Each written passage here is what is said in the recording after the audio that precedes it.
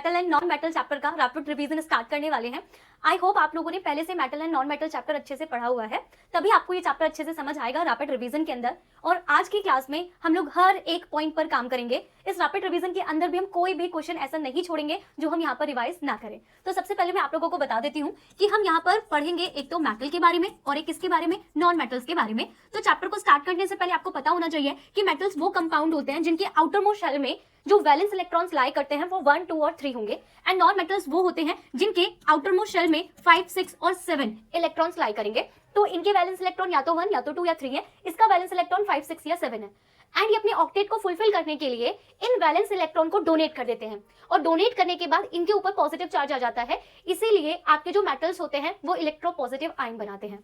अब जो non metals होते हैं वो अपने ऑक्टेट को फुलफिल करने के लिए या तो 3 या तो 2 या तो 1 इलेक्ट्रॉन को गेन करते हैं और गेन करने के बाद इनके ऊपर नेगेटिव चार्ज आ जाता है, तो नॉन मेटल्स आपके इलेक्ट्रोनेगेटिव आयंस बनाते हैं। ये बात आप लोगों को याद रखनी है। तो चलिए स्टार्ट करते हैं अब आपके चैप्टर के बारे में। तो सबसे पहले हमें मेटल एंड नॉन मेटल्स के बारे में ही पढ़ना है। तो हम क्या करेंगे, इनके बीच में डिफरेंशिएट करते हुए चलेंगे, इससे आप लोगों को मेटल और नॉन मेटल की सारी प्रॉपर्टीज अच्छे से समझ आ जाएंगी।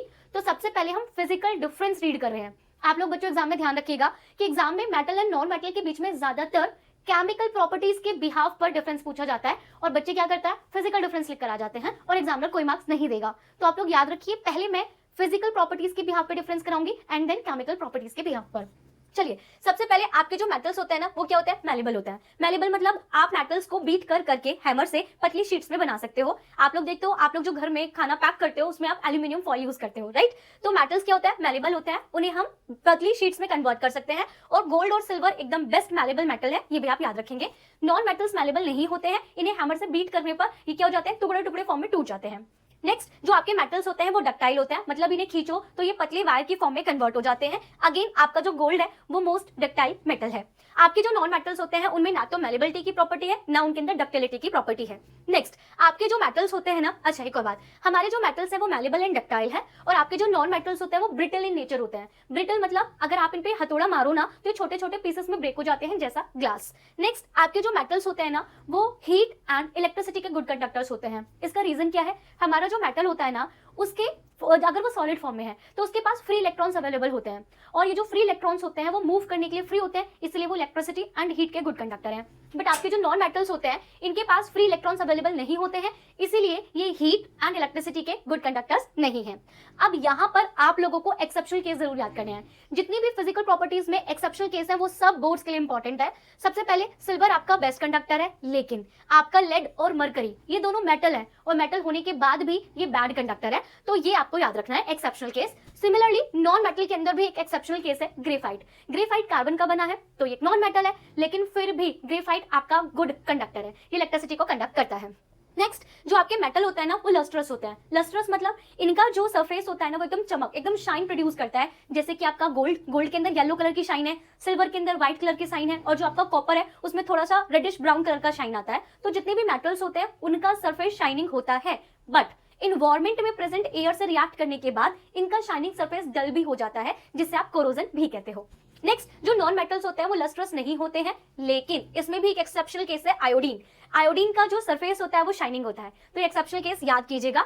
नेक्स्ट आपके जो मेटल्स होते हैं वो बहुत हार्ड होते हैं, लेकिन सोडियम एंड पोटेशियम को छोड़कर। सोडियम और पोटेशियम दोनों ही मेटल है और आप इन्हें नाइफ से आसानी से कट कर सकते हो।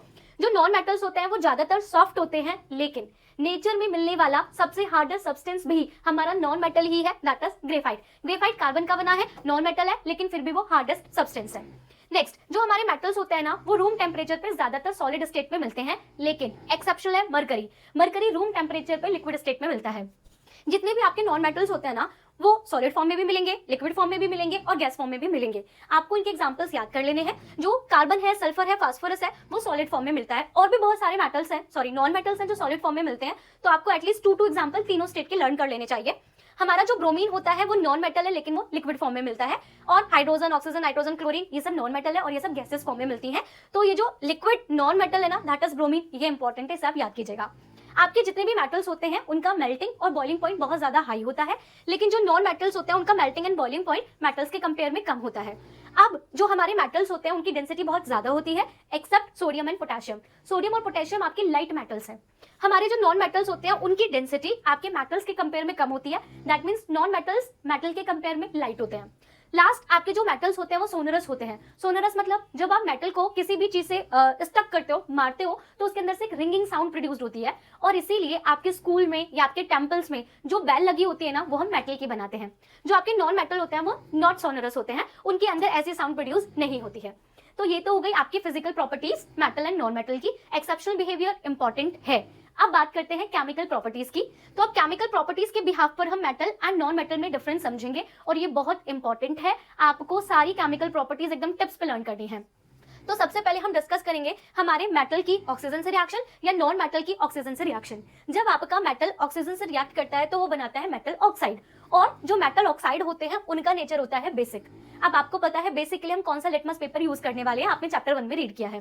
कुछ मेटल के जो ऑक्साइड्स होते हैं ना, वो पानी में घुल जाते हैं, और आपको फिर से पता है सेकंड चैप्टर में जो बेस पानी में घुल जाते हैं उन्हें हम एल्कली बोलते हैं। अब आप लोगों को एक और बात याद रखनी है, जो मेटल के ऑक्साइड्स होते हैं उनका नेचर होता है आयोनिक। आयनिक नेचर क्या है वो हम आगे इसी चैप्टर में रीड करेंगे, बट आपको ये डिफरेंस याद करके रखना है। ये आप मेटल और नॉन मेटल के बीच में डिफरेंस लिख सकते हो कि मेटल्स के ऑक्साइड आयनिक होते हैं एंड नॉन मेटल के ऑक्साइड कोवलेंट इन नेचर होते हैं। अब हम बात कर रहे हैं नॉन मेटल्स की।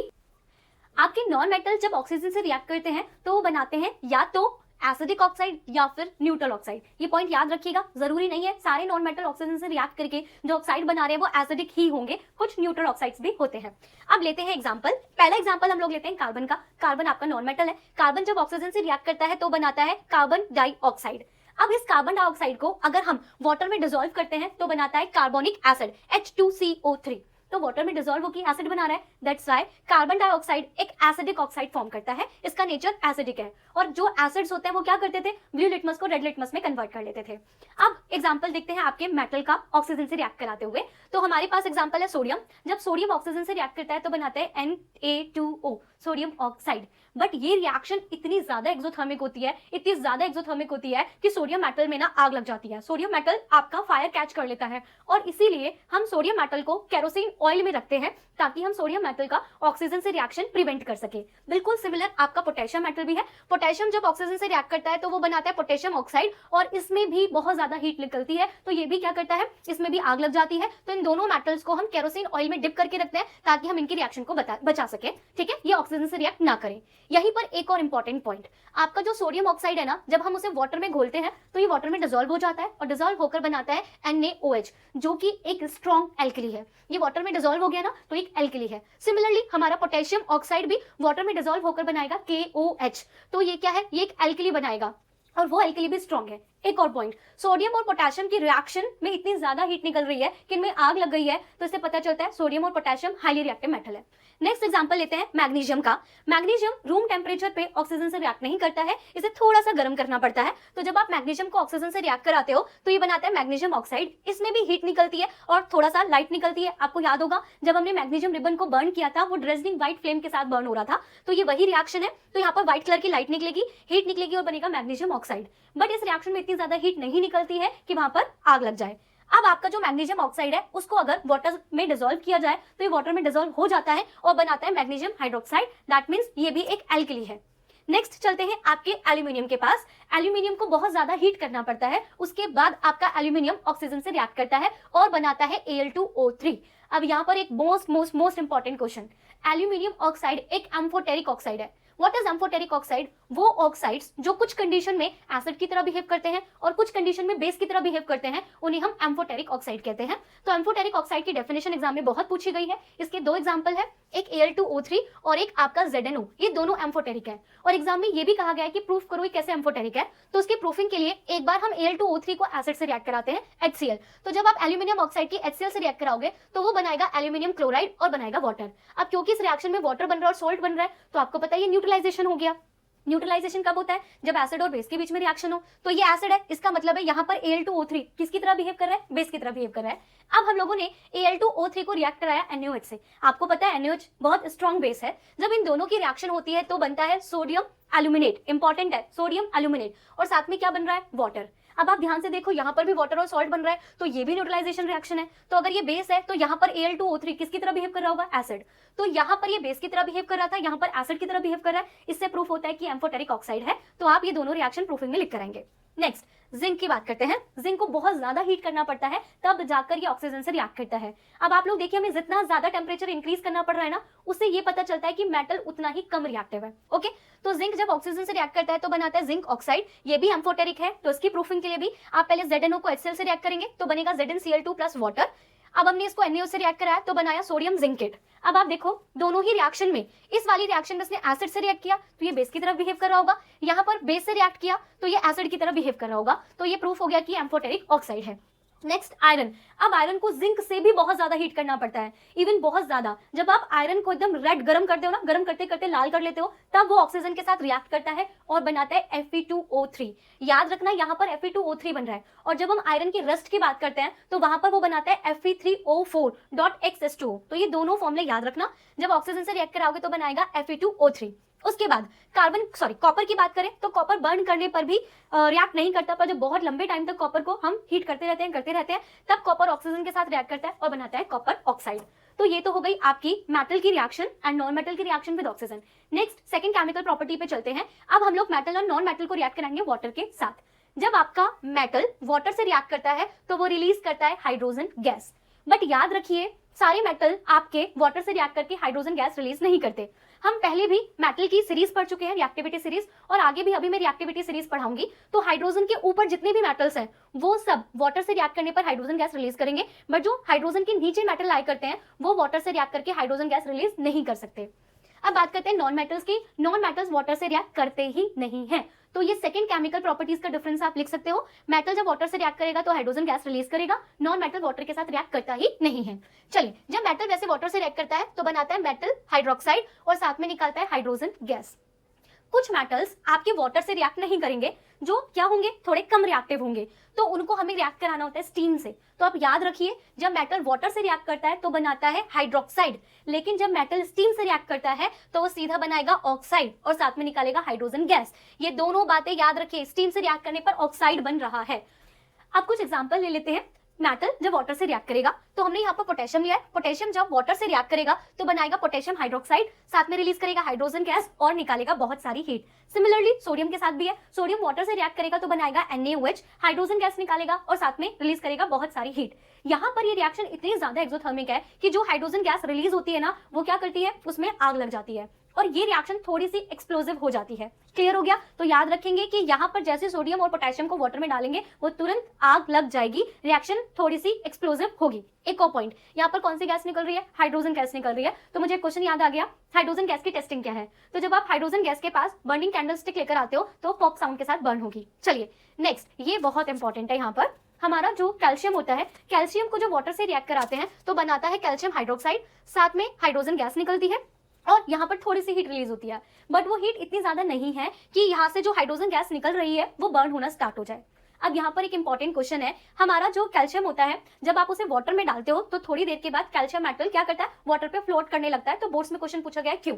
क्योंकि यहाँ पर जो हाइड्रोजन गैस निकल रही है ना, वो हाइड्रोजन गैस आपके कैल्शियम मेटल पर बबल की फॉर्म में स्टिक हो जाती है। अब आपको पता है गैस ऊपर आएगी, तो जिसकी वजह से आपका जो मेटल है ना, कैल्शियम मेटल, वो भी फ्लोट करने लगता है। नेक्स्ट आपका मैग्नीशियम। अब आप लोग देखिए, ये तो ठंडे पानी से भी रिएक्ट कर गए और बहुत ज्यादा हीट रिलीज कर रहे हैं, तो sodium potassium highly reactive metal है। उसके बाद कैल्शियम ने वाटर से रिएक्ट किया बट इसमें इतनी ज्यादा हीट नहीं रिलीज हुई, दैट मींस कैल्शियम इन दोनों से थोड़ा सा कम रिएक्टिव है। अब बात करते हैं मैग्नीशियम की। मैग्नीशियम ठंडे पानी से रिएक्ट करता नहीं है, मैग्नीशियम रिएक्ट करेगा हॉट वाटर से। तो जब आप मैग्नीशियम को हॉट वाटर से रिएक्ट कराओगे तो ये बनाएगा मैग्नीशियम हाइड्रोक्साइड, साथ में रिलीज करेगा हाइड्रोजन गैस।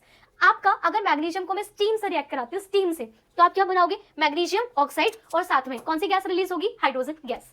चलिए, अब क्योंकि मैग्नीशियम गर्म वाटर से रिएक्ट कर रहा था तो मैग्नीशियम आपके कैल्शियम से भी कम रिएक्टिव है। अब बात करते हैं एल्यूमिनियम की। एल्यूमिनियम हॉट वाटर से रिएक्ट करता ही नहीं है, इसका मतलब है एल्यूमिनियम कैल्शियम से भी कम रिएक्टिव है। अब एल्यूमिनियम को हमें रिएक्ट कराना होता है स्टीम से, बट आप जरा ध्यान से देखो, पहले मैं ये क्वेश्चन का आंसर दे देती हूँ, ये बहुत इंपॉर्टेंट है कि हमारा जो एल्यूमिनियम है वो हॉट वाटर से या कोल्ड वाटर से रिएक्ट क्यों नहीं करता है। तो ये इंपॉर्टेंट है, जो आपका एल्यूमिनियम होता है वो ऑक्सीजन से रिएक्ट करके अपने ऊपर एक लेयर बनाता है जिसे हम बोलते हैं एल्यूमिनियम ऑक्साइड की लेयर। तो वो जो एल्यूमिनियम ऑक्साइड की लेयर होती है ना, वो एल्यूमिनियम को वाटर से रिएक्ट करने नहीं देती है। इसीलिए हम एल्यूमिनियम को रिएक्ट कराएंगे स्टीम से। तो एल्यूमिनियम जब स्टीम से रिएक्ट करेगा तो बनाएगा एल्यूमिनियम ऑक्साइड, एल्यूमिनियम हाइड्रोक्साइड नहीं, और साथ में क्या रिलीज होगी, हाइड्रोजन गैस। अब आपके आयरन स्टीम से भी रिएक्ट नहीं करता है, पहले आयरन को बहुत बहुत बहुत ज्यादा हीट करना पड़ता है जब तक वो रेड ना हो जाए, उसके बाद वो स्टीम से रिएक्ट करेगा और बनाएगा Fe2O3 और साथ में रिलीज करेगा हाइड्रोजन गैस। क्लियर हो गया? यहाँ पर भी Fe2O3 बन रहा है, सिर्फ रस्ट में Fe3O4 बनेगा। अब चलते हैं एसिड से रिएक्शन पर। आपका जो मेटल होता है वो एसिड से रिएक्ट करके हाइड्रोजन गैस रिलीज करता है, और ये रिएक्शन आप ऑलरेडी रीड कर चुके हो एसिड बेस एंड सॉल्ट में। आपके जो नॉन मेटल्स होते हैं वो एसिड से रिएक्ट करते ही नहीं है। यहाँ पर हाइड्रोजन गैस की टेस्टिंग आप लोगों को याद होनी चाहिए। अब एक important point again, metallic series में जो मेटल हाइड्रोजन से ऊपर है सिर्फ वही मेटल एसिड से रिएक्ट करके हाइड्रोजन गैस रिलीज करेंगे। जो नीचे है, जो हाइड्रोजन के नीचे है, वो मेटल एसिड से हाइड्रोजन गैस को रिलीज नहीं कर सकते। जैसे कि आप सोडियम को हाइड्रोक्लोरिक एसिड से रिएक्ट कराओ तो सोडियम क्या करेगा, हाइड्रोजन गैस को रिलीज करेगा और बनाएगा सॉल्ट। सेम आपका मैग्नीशियम।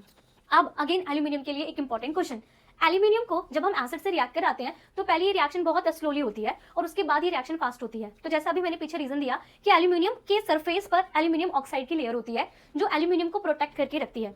तो पहले एल्यूमिनियम ऑक्साइड की लेयर एसिड से रिएक्ट कर रही थी, और जैसे ही वो लेयर आपके एसिड में घुल गई, अब आ गया एल्यूमिनियम। अब प्योर एल्यूमिनियम HCl से फास्टली रिएक्ट करेगा। तो याद रखिएगा, एल्यूमिनियम के सरफेस पर एक प्रोटेक्टिव लेयर होती है जो बहुत टफ होती है एल्यूमिनियम ऑक्साइड की। कॉपर आपका HCl से रिएक्ट नहीं करेगा क्योंकि कॉपर आपका हाइड्रोजन से नीचे रहता है। अब एक बहुत इंपॉर्टेंट पॉइंट, हमारा नाइट्रिक एसिड आपको पता है ना, नाइट्रिक एसिड जब मेटल से रिएक्ट करता है तो वो हाइड्रोजन गैस को रिलीज नहीं करता। तो आपको ये एसिड का नाम याद होना चाहिए। अब ऐसा क्यों होता है? क्योंकि हमारा जो नाइट्रिक एसिड होता है ना, वो बहुत स्ट्रॉन्ग ऑक्सीडाइजिंग एजेंट है। तो जैसे ही मेटल एसिड से रिएक्ट करके हाइड्रोजन गैस बनाएगा ना, वो हाइड्रोजन गैस आपके नाइट्रिक एसिड से ऑक्सीडाइज्ड हो जाएगी और किस में कन्वर्ट हो जाएगी, वाटर में। तो यहाँ पर हाइड्रोजन गैस रिलीज नहीं होती है, याद रखिएगा। और जब नाइट्रिक एसिड हाइड्रोजन गैस को ऑक्सीडाइज करता है तो इसका खुद का रिडक्शन हो जाता है और कन्वर्ट हो जाएगा नाइट्रोजन के ऑक्साइड्स में। लेकिन यहाँ पर भी एक बहुत बहुत बहुत इंपॉर्टेंट क्वेश्चन है जो बोर्ड्स में पूछा गया है। अगर आप वेरी डाइल्यूट नाइट्रिक एसिड लेते हो, वेरी डाइल्यूट नाइट्रिक एसिड, और उसको आप रिएक्ट कराते हो मैग्नीशियम से या मैग्नीज से, Mn मैग्नीज, Mg मैग्नीशियम, सिर्फ यही दो मेटल्स हैं जो वेरी डाइल्यूट नाइट्रिक एसिड से, नाइट्रिक एसिड बिल्कुल नहीं लिखना है, क्या लिखना है, वेरी डाइल्यूट नाइट्रिक एसिड। तो मैग्नीशियम या मैग्नीज जब वेरी डाइल्यूट नाइट्रिक एसिड से रिएक्ट करता है तो मैग्नीशियम नाइट्रेट बनाता है और साथ में निकालता है हाइड्रोजन गैस। तो इन्हीं दो कंडीशन में हाइड्रोजन गैस निकलेगी। चलिए next, what is aqua regia? Aqua regia mixture है, किसका मिक्सचर है, concentrated nitric acid and concentrated HCl का, जिसमें हम नाइट्रिक एसिड का 1 पार्ट और कंसंट्रेटेड हाइड्रोक्लोरिक का 3 पार्ट लेते हैं। तो आपको इनका रेशियो याद रखना है 1:3। इसके मिक्सचर को हम एक्वा रेजिया कहते हैं। Aqua regia highly corrosive solution है। आपको पता है कि आपका जो गोल्ड है और जो आपका प्लैटिनियम है वो किसी भी मेटल में डिसॉल्व नहीं होता, बट एक्वा रेजिया में जाकर ये दोनों मेटल्स भी डिसॉल्व हो जाते हैं। ठीक है, तो aqua regia highly corrosive solution है। अब जैसा कि मैं आपको बात कर रही थी रिएक्टिविटी सीरीज की, आपको पता है जब हमने मेटल को उनके रिएक्टिविटी के बिहाफ पर एक ऑर्डर में अरेंज किया तो इस सीरीज को हम रिएक्टिविटी सीरीज बोलते हैं। इसमें हमने रिएक्टिविटी का डिक्रीजिंग ऑर्डर सेट किया है। तो ऊपर वाले मेटल्स आपके मोस्ट रिएक्टिव होंगे, बीच वाले मॉडरेट और नीचे वाले लीस्ट रिएक्टिव होंगे। और ये सीरीज आपको याद रखनी है, potassium, sodium, calcium, magnesium, aluminium, zinc, iron, lead, hydrogen, copper, mercury, silver, gold. और इसीलिए कॉपर ने जब HCl से रिएक्ट किया था तो हाइड्रोजन गैस रिलीज नहीं की थी। चलिए नेक्स्ट है, अब हम मेटल को रिएक्ट कराएंगे किसी भी मेटल के सॉल्ट से। ठीक है, तो जो आपका हाईली रिएक्टिव मेटल है, आपको पता है वो लेस रिएक्टिव मेटल को क्या करेगा, डिस्प्लेस कर देगा। तो हमने चैप्टर 1 में रिएक्शन पढ़ी थी, डिस्प्लेसमेंट रिएक्शन, वही हम यहाँ पे अगेन रीड कर रहे हैं। हमने कॉपर मेटल का सॉल्ट लिया और उसका सॉल्यूशन, एक्वा सॉल्यूशन बनाया। तो कॉपर सल्फेट को जब आप जिंक से रिएक्ट करते हो तो आपका जो जिंक है वो क्या करेगा, कॉपर को डिस्प्लेस कर देगा, क्योंकि जिंक कॉपर से ज्यादा रिएक्टिव है। तो बनाएगा जिंक सल्फेट का सॉल्यूशन और साथ में निकलेगा कॉपर मेटल। और आपको ये भी पता है कि ये ब्लू कलर का होगा और जब वो जिंक से रिएक्ट करेगा तो ब्लू कलर डिसअपीयर हो जाएगा और आपके जिंक के ऊपर रेडिश ब्राउन कलर का कॉपर डिपॉजिट हो जाएगा। अब एक और डिस्कशन कर लेते हैं, सिल्वर नाइट्रेट। सिल्वर नाइट्रेट जब कॉपर से रिएक्ट करेगा तो अगेन कॉपर सिल्वर से ज्यादा रिएक्टिव है, तो कॉपर सिल्वर को डिस्प्लेस करेगा तो बनाएगा कॉपर नाइट्रेट और साथ में निकलेगा सिल्वर मेटल। सेम चीज आपके नॉन मेटल्स में भी होती है। जो ज्यादा रिएक्टिव नॉन मेटल होता है वो लेस रिएक्टिव मेटल को डिस्प्लेस कर देता है उसके सॉल्ट से। तो जैसे कि हमने एक एग्जांपल लिया है NaBr, सोडियम ब्रोमाइड को जब आप क्लोरीन से रिएक्ट करोगे तो क्लोरीन ब्रोमीन से ज्यादा रिएक्टिव है, तो क्लोरीन ब्रोमीन को क्या करेगा, डिस्प्लेस कर देगा और बनाएगा NaCl और साथ में निकलेगी ब्रोमीन गैस। चलिए अब हम लोगों को क्या पढ़ना है, क्लोरीन। जब आपके मेटल्स क्लोरीन से रिएक्ट करते हैं तो बनाते हैं मेटल क्लोराइड। सिमिलरली जब नॉन मेटल क्लोरीन से रिएक्ट करते हैं तो वो भी बनाएंगे नॉन मेटल क्लोराइड। बट जो मेटल के क्लोराइड्स होते हैं वो आयोनिक होते हैं। आपको ये याद रखना है कि किसके क्लोराइड आयनिक है, किसके कोवलेंट है। जब आप लोग आयनिक कंपाउंड और कोवलेंट कंपाउंड पढ़ लोगे तो ये आप अपने आप ही बता सकते हो, बट अभी मैं आपको रिवाइज करा देती हूँ। मेटल के जो क्लोराइड्स होते हैं वो आयोनिक होते हैं, क्योंकि ये आयनिक है इसलिए ज्यादातर सॉलिड्स होंगे और इसीलिए इलेक्ट्रिसिटी को भी कंडक्ट कर सकते हैं। क्योंकि ये आयनिक है इसलिए इनका melting and boiling point high होता है। इधर आ जाते हैं, नॉन मेटल के क्लोराइड्स कोवलेंट होते हैं, एंड क्योंकि कोवलेंट है तो ज्यादातर ही लिक्विड और गैसेस फॉर्म में मिलेंगे, क्योंकि कोवलेंट इलेक्ट्रिसिटी को कंडक्ट नहीं करेंगे और इसलिए इनका मेल्टिंग एंड बॉइलिंग पॉइंट भी क्या होता है, लो। मैं आपको एक एग्जांपल दे देती हूँ, जैसे कि सोडियम। सोडियम के क्लोराइड का फॉर्मूला क्या होता है, NaCl, राइट, NaCl, सोडियम का क्लोराइड। ओके, नॉन मेटल में एक एग्जांपल ले लेते हैं, फास्फोरस। फास्फोरस का क्लोराइड होता है PCl5, फास्फोरस पेंटा क्लोराइड। चलिए नेक्स्ट, अब हम हाइड्रोजन से रिएक्शन देखते हैं। मेटल जब हाइड्रोजन से रिएक्ट कराते हैं तो बनाते हैं मेटल हाइड्राइड। नॉन मेटल भी हाइड्रोजन से रिएक्ट करके बनाते हैं नॉन मेटल हाइड्राइड। बट इनके हाइड्राइड्स क्या होते हैं, इनके हाइड्राइड्स आयोनिक होते हैं। बट एक बात याद रखिएगा, मोस्ट ऑफ मेटल्स हाइड्रोजन से रिएक्ट नहीं करते, जो रिएक्ट करते हैं वो बनाते हैं आयनिक हाइड्राइड। अब अगेन क्योंकि ये आयनिक है तो ये सॉलिड्स होंगे और इलेक्ट्रिसिटी को कंडक्ट करेंगे। नॉन मेटल के जो हाइड्राइड्स होते हैं वो कोवलेंट इन नेचर होते हैं, क्योंकि कोवलेंट है इसलिए गैसेस और लिक्विड फॉर्म में मिलते हैं और ये इलेक्ट्रिसिटी को कंडक्ट नहीं करते। एग्जांपल, सोडियम को हाइड्रोजन से रिएक्ट कराओ सोडियम हाइड्राइड, कैल्शियम को हाइड्रोजन से रिएक्ट कराओ कैल्शियम हाइड्राइड। हाइड्रोजन को सल्फर से रिएक्ट कराओ तो H2S gas, hydrogen sulphide gas, जिसके अंदर कैसे स्मेल आती है, पंजेंट स्मेल आती है, ठीक है, सफोकेटिंग होती है। जब नाइट्रोजन हाइड्रोजन से रिएक्ट करता है तो बनाते हैं अमोनिया गैस, NH। अब हमारा नेक्स्ट टॉपिक है आयनिक बॉन्ड। पहले आप लोगों को ये याद होना चाहिए कि आयनिक बॉन्ड हमेशा तब बनता है जब इलेक्ट्रॉन का ट्रांसफर होता है। तो एक एटम इलेक्ट्रॉन को देगा, दूसरा एटम इलेक्ट्रॉन को लेगा। अब इलेक्ट्रॉन को डोनेट कौन करता है, मेटल, और इलेक्ट्रॉन को एक्सेप्ट कौन करता है, नॉन मेटल। तो जब भी आप लोग ये देखो कि मेटल और नॉन मेटल के बीच में बॉन्ड बन रहा है तो वो हमेशा आयनिक बॉन्ड होगा, ठीक है। तो आयनिक बॉन्ड कब बनेगा, जब आपके एटम्स इलेक्ट्रॉन का कंप्लीट ट्रांसफर कर देंगे। जो एटम इलेक्ट्रॉन को देता है उस पर पॉजिटिव चार्ज आ जाता है और जो एटम इलेक्ट्रॉन को लेता है उस पर नेगेटिव चार्ज आ जाता है। एंड बाद में वो पॉजिटिव चार्ज और नेगेटिव चार्ज एक दूसरे को अट्रैक्ट करना शुरू करते हैं, जिसकी वजह से वो साथ में आ जाएंगे और जो कंपाउंड बनेगा उसे आप बोलेंगे आयनिक कंपाउंड। तो ये आयनिक बॉन्ड की डेफिनेशन है, तो आप इसे लर्न कर लेना, ठीक है। चलिए, अच्छा, प्रॉपर्टीज भी देख लेते हैं आयनिक कंपाउंड्स की। आयनिक कंपाउंड्स की प्रॉपर्टीज इंपॉर्टेंट है। अभी मैंने बोला यहाँ पे पॉजिटिव चार्ज और नेगेटिव चार्ज क्रिएट हुआ है एंड वो एक दूसरे को अट्रैक्ट कर रहे हैं। तो वो एक दूसरे को कौन से बॉन्ड से, कौन से फोर्स से अट्रैक्ट कर रहे हैं, वो एक दूसरे को इलेक्ट्रोस्टैटिक फोर्स की वजह से अट्रैक्ट कर रहे हैं। और ये जो इलेक्ट्रोस्टैटिक फोर्स होता है ना बच्चों, वो बहुत स्ट्रॉन्ग फोर्स होता है। अब ध्यान से सुनिए, क्योंकि फोर्स बहुत स्ट्रॉन्ग है इसलिए आयनिक कंपाउंड सॉलिड स्टेट में मिलते हैं इन रूम टेम्परेचर। क्योंकि बॉन्ड स्ट्रॉन्ग है इसलिए इनका मेल्टिंग एंड बॉइलिंग पॉइंट भी बहुत ज्यादा है, ठीक है। तीसरा पॉइंट सबसे इंपॉर्टेंट है, अगर आयनिक कंपाउंड सॉलिड स्टेट में है तो इलेक्ट्रिसिटी को कंडक्ट नहीं करते, लेकिन अगर आप इन्हें मोल्टन स्टेट में लेकर आ जाते हो या आपको सॉल्यूशन इनका क्रिएट कर लेते हो तो वो इलेक्ट्रिसिटी कंडक्ट करते हैं। रीजन एग्जाम में पूछा गया है, बोर्ड में ये रीजन बहुत बार पूछा गया है। तो सॉलिड स्टेट के अंदर क्या होता है, आयंस फ्री नहीं होते हैं और जब तक आयंस मूव नहीं करेंगे इलेक्ट्रिसिटी नहीं कंडक्ट हो सकती। एक्वा सॉल्यूशन और मोल्टन स्टेट में आने पर क्या होता है, इनके बीच का जो फोर्स होता है ना वो वीक हो जाता है, जिसकी वजह से आयंस सेपरेट हो जाते हैं और अब आयंस मूव करेंगे और आयंस के मूव करने से इलेक्ट्रिसिटी कंडक्ट हो जाएगी। समझ आ गया। थर्ड पॉइंट, फोर्थ पॉइंट, जो आपके आयनिक कंपाउंड्स होते हैं वो क्रिस्टलाइन फॉर्म में होते हैं एंड ब्रिटल होते हैं, ठीक है। अब आपके सामने है फॉर्मेशन ऑफ NaCl। अब हम कुछ कंपाउंड्स का फॉर्मेशन यहाँ पर सीख लेते हैं। तो यहाँ पर सबसे पहले मैं बात कर रही हूँ NaCl की। आप लोग देखो, Na क्या है, सोडियम, जो एक मेटल है, ओके। Cl क्या है, क्लोरीन, जो कि एक नॉन मेटल है। तो मेटल और नॉन मेटल है इसलिए ये आयनिक कंपाउंड है। अब हम लोग बात करते हैं सोडियम की। तो आपको पता है सोडियम का एटॉमिक नंबर 11 होता है। तो आप इसका कॉन्फिगरेशन बनाएंगे, इट्स 281। इसके आउटर मोस्ट में कितने इलेक्ट्रॉन है, एक इलेक्ट्रॉन है। मैंने आपको बताया था कि जितने भी एटम्स है वो ऑक्टेट पूरा करना चाहते हैं, जिसकी वजह से ये अपने अंदर से एक इलेक्ट्रॉन को क्या करेगा, निकाल देगा। और जैसे एक इलेक्ट्रॉन निकालेगा तो उसके पास कौन सा चार्ज आएगा, पॉजिटिव चार्ज आएगा। और अब देखिए, आउटर मोस्ट का एक इलेक्ट्रॉन निकाल दिया ना, तो इसके पास आउटर मोस्ट में अब कितने इलेक्ट्रॉन बचे, 8। तो इसने अपना ऑक्टेट पूरा कर लिया, जिसकी वजह से इसने एक इलेक्ट्रॉन निकाला और खुद पे लाया पॉजिटिव चार्ज। क्लोरीन का एटॉमिक नंबर होता है 17। इसका कॉन्फिगरेशन 2,8,7। आउटर मोस्ट में 8 पूरा करने के लिए ये एक इलेक्ट्रॉन लेगा और इलेक्ट्रॉन लेकर इस पर आ जाएगा चार्ज नेगेटिव। क्लियर हो गया। अब हम क्या करेंगे, हम सोडियम और क्लोरीन का लुईस डॉट स्ट्रक्चर दिखाएंगे। What is Lewis dot structure? जब आप एटम्स को उनके सिंबल की फॉर्म में राइट करते हो और साथ में इनके जो वैलेंस इलेक्ट्रॉन्स होते हैं उन्हें आप डॉट या क्रॉस से इसके आसपास दिखाते हो, तो हम उसे लुईस डॉट स्ट्रक्चर बनाते हैं, ठीक है। मैं आपको बना के दिखाती हूँ। सोडियम के आउटर मोस्ट में कितना इलेक्ट्रॉन है, 1। तो मैंने यहाँ पर ऐसे एक इलेक्ट्रॉन दिखा दिया डॉट की फॉर्म में, that is Lewis dot structure of sodium. अब क्लोरीन की बात करते हैं। क्लोरीन मैंने यहाँ पर लिखा, क्लोरीन के आउटर मोस्ट में कितने इलेक्ट्रॉन्स हैं, 7। तो आप यहाँ पर इसे क्रॉस से शो कर सकते हैं। आप चाहो तो डॉट भी दिखा सकते हो, बट एक को डॉट से और एक को क्रॉस से दिखाने से पता चल जाता है कि कौन किसके इलेक्ट्रॉन है। That is Lewis dot structure of chlorine. अब होगा क्या, सोडियम अपने इस इलेक्ट्रॉन को क्लोरीन को देगा, तो अब सोडियम के पास एक ही तो इलेक्ट्रॉन था, वो भी दे दिया और इस पर आ गया पॉजिटिव चार्ज। अब बात करते हैं क्लोरीन की। क्लोरीन के पास टोटल कितने इलेक्ट्रॉन्स हैं, 7, और एक इसने सोडियम का भी ले लिया, जिसकी वजह से इस पे कौन सा चार्ज क्रिएट हो गया, नेगेटिव। पॉजिटिव नेगेटिव अब साथ में अट्रैक्ट करेंगे एक दूसरे को, तो ये बन गया आपका NaCl।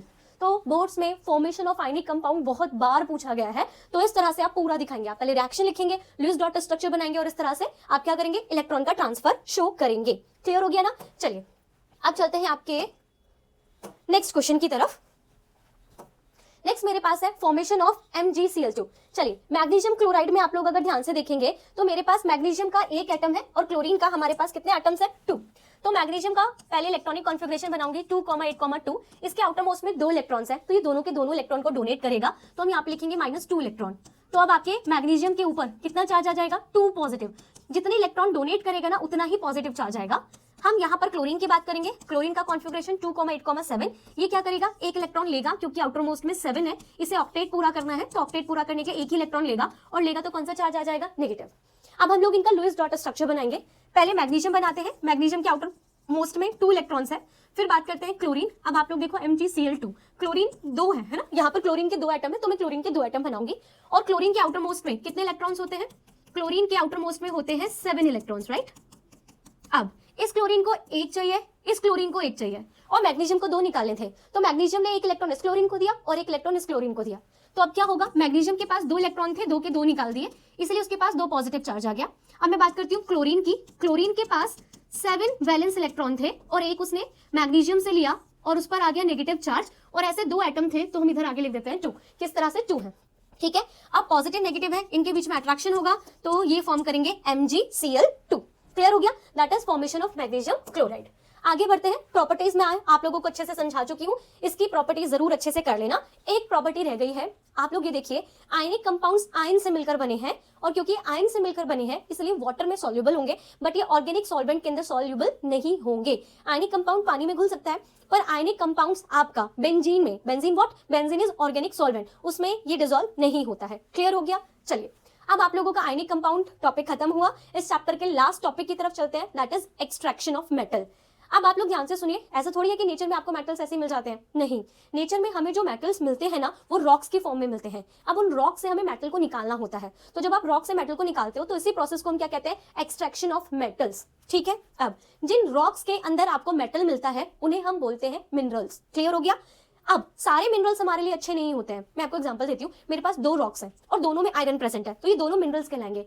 बट एक मिनरल में मेरा बहुत सारा पैसा लग चुका है, ठीक है, हमने बहुत ज्यादा टेक्नोलॉजी यूज की और उससे मुझे आयरन बहुत कम मिला। और एक और ऐसा था जिसमें मेरे को बहुत ज्यादा खर्च नहीं करना पड़ा, बहुत ज्यादा टेक्नोलॉजी यूज नहीं करनी पड़ी और मुझे बहुत ज्यादा आयरन मिला, तो ये मेरे लिए मिनरल अच्छा है, तो इस मिनरल को हम और बोलेंगे। समझ आ गया? ऐसा कोई भी रॉक जिसमें मेटल प्रेजेंट हो, दैट इज मिनरल। बट वो मिनरल जिसे मैं इकोनॉमिकली मेटल को एक्सट्रैक्ट कर सकती हूँ, सिर्फ उस मिनरल को मैं और बोलूंगी, और हम सिर्फ और से ही मेटल एक्सट्रैक्ट करते हैं। तो ये आप लोगों की डेफिनेशन है, ठीक है, डेफिनेशन आप लोग रीड कर लेना। अब यहाँ पर मैंने ये टेबल ड्रॉ की है जिसमें अलग अलग मेटल्स के अलग अलग ऑर्स हैं और उनका फॉर्मूला है, ये आप लोगों को लर्न करना है।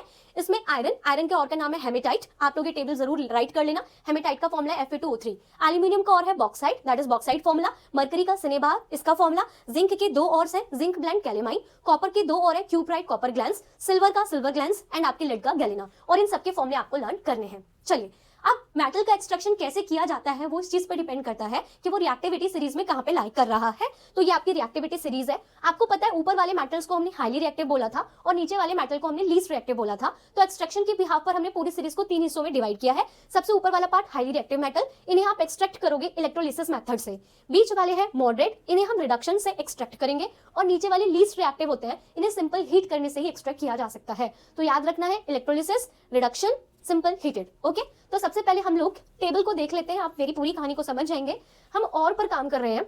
अब और से निकालना है मेटल हाईली रिएक्टिव के लिए, मीडियम रिएक्टिव के लिए, लीस्ट रिएक्टिव के लिए। जो हाईली रिएक्टिव मेटल्स होते हैं उनमें हम करंट पास करते हैं उनके मोल्टन फॉर्म में, तो इलेक्ट्रोलिसिस किया जाएगा और आपको प्योर मेटल मिल जाएगा।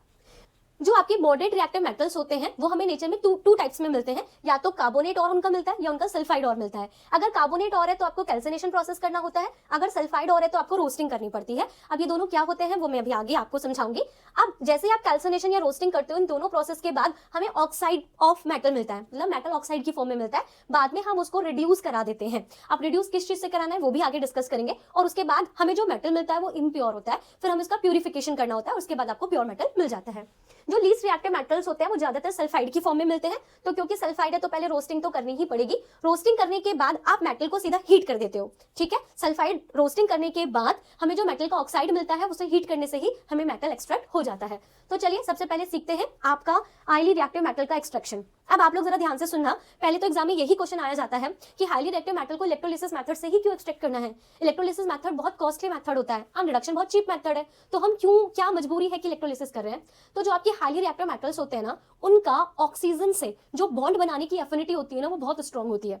तो अगर फॉर एग्जाम्पल आपका एल्यूमिनियम ऑक्साइड जब बनता है ना, तो एल्यूमिनियम और ऑक्सीजन के बीच में बॉन्ड बहुत स्ट्रॉन्ग होता है। तो अब हमारे पास ऐसा कोई रिड्यूसिंग एजेंट नहीं है जो एल्यूमिनियम ऑक्साइड से ऑक्सीजन को रिमूव कर सके। समझ आई मेरी बात। तो हमें क्या करना पड़ता है, इलेक्ट्रोलिसिस, करंट पास करना पड़ता है जिससे उनके बीच का बॉन्ड टूट जाए। तो यही मैंने यहाँ पे लिखा हुआ है कि हाईली रिएक्टिव मेटल की बहुत स्ट्रॉन्ग एफिनिटी होती है ऑक्सीजन की तरफ, ठीक है। तो उनके ऑक्साइड्स बहुत ज्यादा स्टेबल होते हैं जो रिडक्शन मेथड से नहीं तोड़े जा सकते।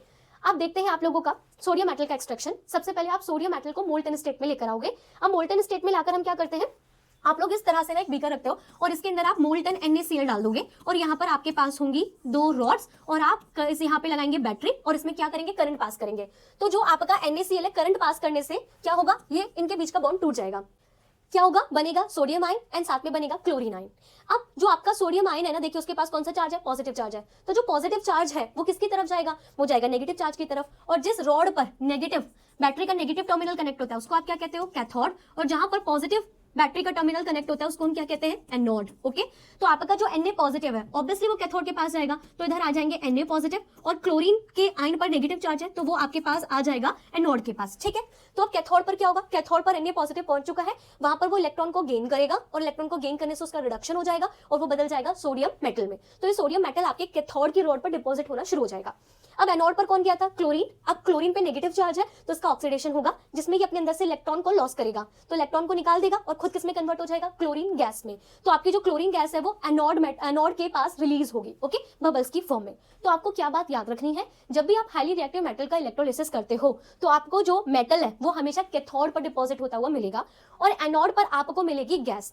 अगर आपका और क्लोराइड फॉर्म में है तो एनोड पर मिलेगी क्लोरीन गैस, और अगर आपका और ऑक्साइड फॉर्म में है तो आपको एनोड पर मिलेगी ऑक्सीजन गैस, ठीक है। क्लियर हो गया। चलिए एक और हाईली रिएक्टिव मेटल का इलेक्ट्रोलिसिस देख लेते हैं, एल्यूमिनियम। एल्यूमिनियम को एक्सट्रैक्ट करते हैं बॉक्साइट और से, जिसका फॉर्मूला होता है Al2O3। तो Al2O3 में अगर आप करंट पास करोगे तो इनके बीच का बॉन्ड टूटेगा, बनेगा एल्यूमिनियम आयन, और एल्यूमिनियम के ऊपर 3 पॉजिटिव, ऑक्सीजन के पास 2 नेगेटिव चार्ज। अब जैसा मैंने अभी बोला ये पॉजिटिव चार्ज वाला है तो ये कैथोड पर जाएगा। अब एल्यूमिनियम 3 इलेक्ट्रॉन को एक्सेप्ट करेगा, जितना चार्ज होता है ना ठीक उतने ही इलेक्ट्रॉन को एक्सेप्ट किया जाता है, जिससे इसका रिडक्शन होगा और एल्यूमिनियम मेटल बनेगा जो कैथोड पर डिपॉजिट होता चला जाएगा। अब ये कौन सा और था, ऑक्साइड और था, तो यहाँ पे कौन सी गैस रिलीज होगी, ऑक्सीजन गैस। तो O डबल नेगेटिव आयन जाएगा एनोड पर, इलेक्ट्रॉन को लॉस करेगा, ऑक्सीडेशन प्रोसेस होगा और निकलेगी ऑक्सीजन गैस। तो आपने देखा oxygen gas and chlorine gas दोनों ही एनोड पर रिलीज हो रही थी और मेटल जाके डिपॉजिट हो रहा था आपके कैथोड पर। तो ये हो गया आपके हाईली रिएक्टिव मेटल का एक्सट्रैक्शन। आप बात करते हैं मॉडरेट रिएक्टिव की। मैंने कहा था कि या तो वो कार्बोनेट फॉर्म में मिलेंगे या फिर वो मिलेंगे सल्फाइड फॉर्म में। अगर कार्बोनेट फॉर्म में मिलते हैं तो हमें करना होता है कैल्सिनेशन। व्हाट इज कैल्सिनेशन, जब हम अपने कार्बोनेट और को ऑक्सीजन की एब्सेंस में हीट करते हैं, ठीक है, ऑक्सीजन नहीं होना चाहिए और जो गर्म करना है वो उसकी बॉइलिंग पॉइंट से बिलो करना है। तो आप क्या कर रहे हो, आप अपने कार्बोनेट और को हीट कर रहे हो below it's melting point and oxygen की एब्सेंस में। तो जैसे कि एग्जांपल हम लोगों ने लिया जिंक कार्बोनेट का।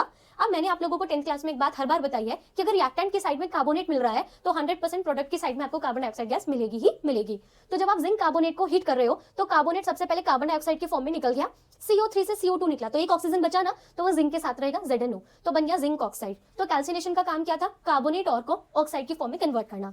अब जो और सल्फाइड की फॉर्म में होते हैं उनका करना होता है आपको रोस्टिंग।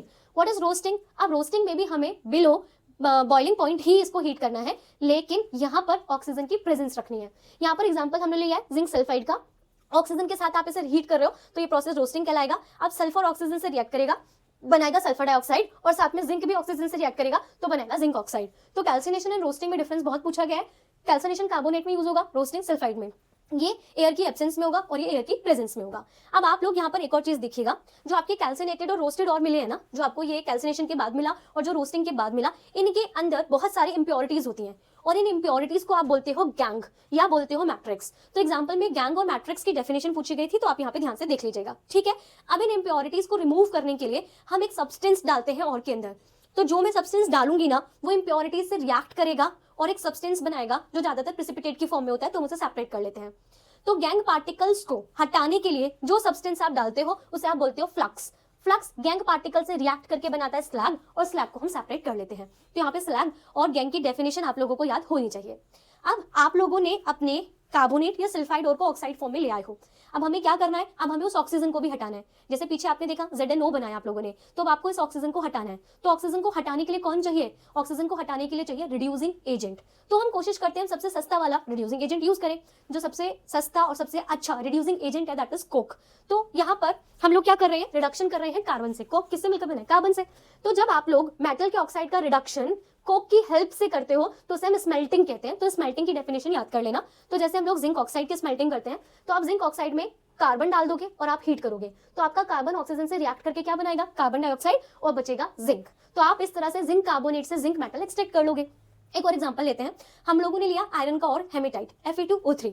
अब Fe2O3 ऑक्साइड फॉर्म है, तो आपने इसके अंदर क्या डाल दिया, कार्बन डाल दिया, हीट किया, तो ऑक्सीजन कार्बन से रिएक्ट करके बनेगा कार्बन डाइऑक्साइड और निकल गया मेटल। समझ आ गया। अब ध्यान से सुनो, कुछ मेटल्स के ऑक्साइड इतने स्टेबल होते हैं कि उन्हें हम कार्बन की हेल्प से रिड्यूस नहीं कर सकते। दैट मीन्स कार्बन उनके लिए एक स्ट्रॉन्ग रिड्यूसिंग एजेंट नहीं हो सकता। कार्बन उनके बीच के जो बॉन्ड है उनमें ऑक्सीजन को रिमूव करने की पावर नहीं रखता। तो तब हमारे पास मजबूरी हो जाती है कि हम कार्बन की जगह कोई और चीज यूज करें। तब हम वहां पर उस मेटल से हाईली रिएक्टिव मेटल यूज करना स्टार्ट कर देते हैं। जैसे कि एग्जांपल है आपके पास MnO2 और Cr2O3। इन दोनों के ऑक्साइड को रिड्यूस करने के लिए हमें यूज करना पड़ता है एल्यूमिनियम। तो यहाँ पे ये रीजन लिखा है, आप लोगों को ये लर्न करना है। तो अब आप लोग MnO2 में से हाईली रिएक्टिव मेटल एल्यूमिनियम डाल के हीट कर रहे हो, तो ध्यान से देखिएगा, जो आपका ऑक्सीजन है वो एल्यूमिनियम से रिएक्ट करेगा, बनाएगा एल्यूमिनियम ऑक्साइड और आपका मैग्नीज मेटल निकल जाएगा। सिमिलरली Cr2O3 में भी ऑक्सीजन एल्यूमिनियम से रिएक्ट करके एल्यूमिनियम ऑक्साइड बना रहा है और बना रहा है क्रोमियम। लेकिन इन दोनों ही रिएक्शन में आपने क्या यूज किया है, एल्यूमिनियम मेटल।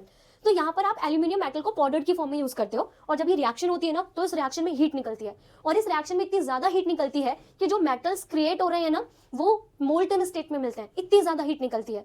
तो हमने क्या किया, यहीं से एक और रिएक्शन बनाई। जब हम लोग Fe2O3 को एल्यूमिनियम से रिएक्ट कराते हैं तो बनता है आयरन प्लस एल्यूमिनियम ऑक्साइड, और निकलती है बहुत ज्यादा हीट। वो हीट इतनी ज्यादा होती है कि जो आयरन बनता है वो मोल्टन स्टेट में निकलता है। अब मोल्टन आयरन को आप कहाँ पे यूज करोगे, वेल्डिंग पर्पस में, जैसे रेलवे ट्रैक जोड़ने में। तो इस रिएक्शन को जिसमें आप आयरन को मोल्टन स्टेट में लाकर वेल्डिंग पर्पस में यूज करो, इसे आप बोलते हो thermite reaction. And thermite reaction boards में पूछी गई है। Okay, what is thermite reaction? जब आप लोग फेरिक ऑक्साइड को एल्यूमिनियम पाउडर से रिएक्ट कराते हो तो मोल्टन स्टेट में आयरन निकलता है, जिसे आप वेल्डिंग पर्पस में यूज करते हो। रिएक्शन लिख लेना।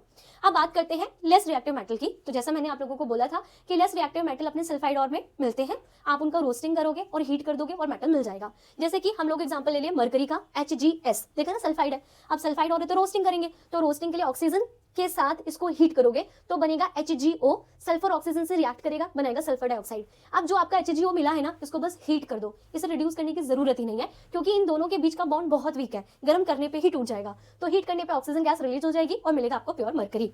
अब आते हैं रिडक्शन ऑफ कॉपर। ये बहुत इंपॉर्टेंट है, एग्जाम में कॉपर का एक्सट्रैक्शन पूछा गया है। तो कॉपर को एक्सट्रैक्ट करेंगे हम Cu2S से, सल्फाइड और है तो रोस्टिंग, तो ऑक्सीजन से रिएक्ट किया, सल्फर ऑक्सीजन से रिएक्ट करके सल्फर डाइऑक्साइड बनाएगा, और कॉपर ऑक्सीजन से रिएक्ट करके बनाएगा Cu2O।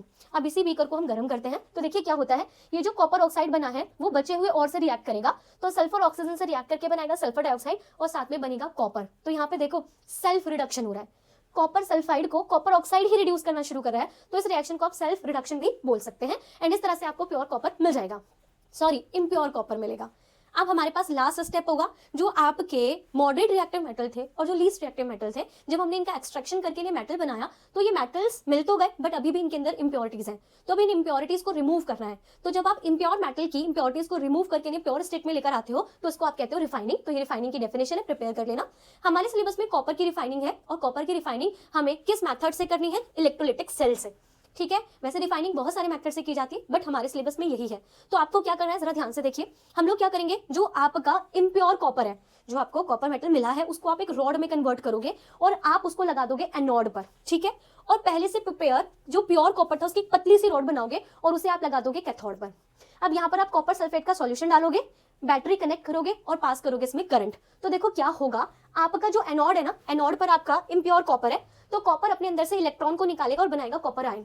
तो आपकी जो ये वाली रॉड है ना, इसमें से कॉपर टूट टूट के सॉल्यूशन में मिक्स होता जाएगा, और जो कॉपर आयन सॉल्यूशन में मिक्स हुआ है अब वो जाएगा आपके कैथोड की तरफ। तो ये जो कॉपर आयन्स निकले हैं ना, जो सॉल्यूशन में मिल गए थे, वो जाएंगे आपके कैथोड की तरफ और वहां पर वो इलेक्ट्रॉन को गेन करेंगे और बदल जाएंगे कॉपर में।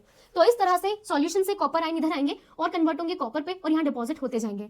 तो इस प्रोसेस के एंड में क्या होगा, एनोड पूरा घुल जाएगा और कैथोड बहुत मोटा हो जाएगा और यहाँ पर मिलेगा आपको प्योर कॉपर मेटल। और जो इंप्योरिटीज होती है ना वो एनोड के नीचे कलेक्ट हो जाती है, जो सॉल्यूशन में नहीं घुलती है। जो इंप्योरिटी सॉल्यूशन में घुलने वाली होती है वो घुल जाती है, जो इंप्योरिटी सॉल्यूशन में नहीं घुल सकती वो एनोड के नीचे कलेक्ट हो जाती है, जिसे आप बोलते हो एनोड मड। तो आप इसका स्क्रीनशॉट ले लेना, यहाँ सारी डेफिनेशन है जो आपको लर्न करनी है। अब लास्ट टॉपिक कोरोजन। कोरोजन हम ऑलरेडी फर्स्ट चैप्टर में पढ़ चुके हैं। जब हमारा मेटल एटमॉस्फेयर में प्रेजेंट एयर से रिएक्ट करके क्या डिके होना शुरू हो जाता है, तो उस प्रोसेस को हम क्या बोलते हैं, कोरोजन। कोरोजन प्रोसेस का बेस्ट एग्जांपल है rusting. What is rusting, iron का कोरोड होना। तो जब आयरन का कोरोड होता है तो उसका एक स्पेशल नाम हम लोगों ने दे दिया रस्टिंग। और आयरन कोरोड होकर जिस चीज में कन्वर्ट होता है उसको आप बोलते हो क्या, रस्ट। रस्ट का कलर कैसा होता है, ब्राउन कलर का। तो आपको उसका फॉर्मूला, ये रिएक्शन आपको याद नहीं करनी है बट आपको ये याद होना चाहिए कि आयरन का जो रस्ट बनता है उसका फॉर्मूला क्या है, तो Fe2O3.XH2O। XH2 इसलिए क्योंकि वाटर का जो मॉलिक्यूल यहाँ पर ऐड होगा वो डिफरेंट प्लेस पे डिफरेंट होता है, वो डिपेंड करता है कि इन्वायरमेंट में कितना मॉइस्चर है। अब आपका जो कॉपर है, कॉपर इन्वायरमेंट में प्रेजेंट कार्बन डाइऑक्साइड से रिएक्ट करता है और बनाता है कॉपर कार्बोनेट, कॉपर हाइड्रोक्साइड। और इसका जो कलर होता है ना वो ग्रीन। हर कोरोड का कलर आपको याद करना है और हर कोरोड का फॉर्मूला। इसका ब्राउन था फॉर्मूला, इसका ग्रीन है फॉर्मूला।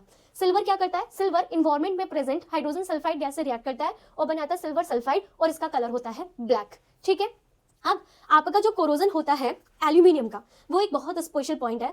जो हमारा एल्यूमिनियम होता है ना, एल्यूमिनियम आपको पता है हाईली रिएक्टिव मेटल है। तो एग्जांपल लेते हैं, एल्यूमिनियम की ऊपर वाली लेयर, सबसे पहले एल्यूमिनियम ऑक्सीजन से रिएक्ट करेगा और बनाएगा एल्यूमिनियम ऑक्साइड। अब जैसे ही इसकी पूरी लेयर पर एल्यूमिनियम ऑक्साइड की लेयर बन जाएगी ना, तो वो लेयर बहुत टफ होती है, बहुत स्ट्रॉन्ग लेयर होती है। अब क्या हो रहा है, अब यहाँ की जो एयर है ना वो इस लेयर के नीचे वाले एल्यूमिनियम से रिएक्ट ही नहीं कर पा रही है। ओके अब जब ऑक्सीजन इस लेयर से नीचे वाले एल्यूमिनियम से रिएक्ट ही नहीं करेगा तो फर्दर एल्यूमिनियम का कोरोजन होगा ही नहीं। तो स्टार्टिंग में तो एल्यूमिनियम का कोरोजन हो जाता है और एल्यूमिनियम ऑक्साइड की लेयर बन जाती है और वही एल्यूमिनियम ऑक्साइड की लेयर बाद में से प्रोटेक्ट करने लगती है और अंदर का एल्यूमिनियम कोरोड नहीं होता। तो एल्यूमिनियम खुद को ही प्रोटेक्ट कर लेता है by creating it's protective layer. Okay clear हो गया।